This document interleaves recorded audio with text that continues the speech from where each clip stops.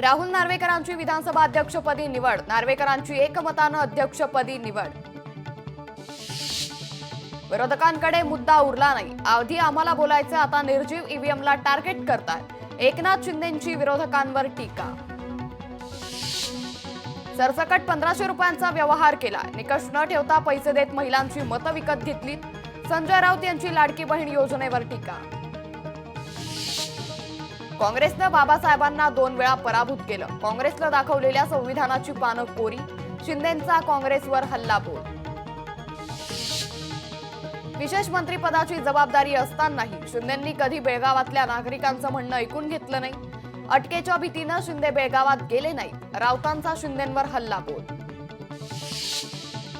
वाळू वाहतूक करणाऱ्या डंपरसह ट्रॅक्टरवर कारवाई, भडगाव महसूल विभागाची धडक मोहीम, गिरणा नदीपात्रातून वाळूचा अवैध उपसा। सांगोल्यातील भुसार व्यापाऱ्याची 17,70,500 रुपयांची फसवणूक, शेअर मार्केटमध्ये पैसे गुंतवल्यास 1 वर्षात दुप्पट करून देतो असा आमिष दाखवून व्यापाऱ्याची फसवणूक। परभणीच्या सेलू शहरातील प्रत्येक व्यक्तीला 135 लिटर पाणी, 54 कोटींच्या योजनेतून सेलूकरांना पाणी पुरवठा होणार। बेळगावात पोलिसांचा कडेकोट बंदोबस्त तैनात, महाराष्ट्र एकीकरण समितीच्या मेळाव्याच्या पार्श्वभूमीवर जमावबंदी। शरद पवारांच्या राष्ट्रवादीच्या 3 उमेदवारांचा निवडणूक आयोगाकडे अर्ज, पृथ्वीराज साठे, मोहन जगताप आणि मेहबूब शेख यांचा अर्ज, ईव्हीएमच्या बंट मेमरी पडताळणीसाठी अर्ज।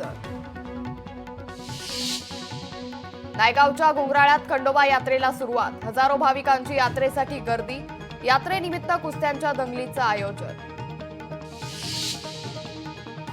नंदुरबारमध्ये संताजी जगनाडे महाराजांच्या 400व्या जयंतीनिमित्त रक्तदान शिबिराचं आयोजन, 150 भाविकांनी केलं रक्तदान।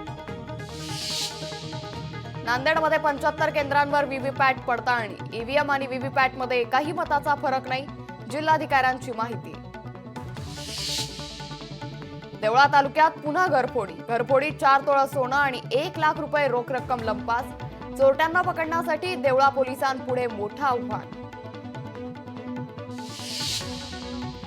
बांगलादेशातील हिंदू नागरिकांवर होत असलेल्या अन्यायाचा निषेध, पिंपरी चिंचवड शहरात सकल हिंदू समाजाच्या वतीनं आंदोलन।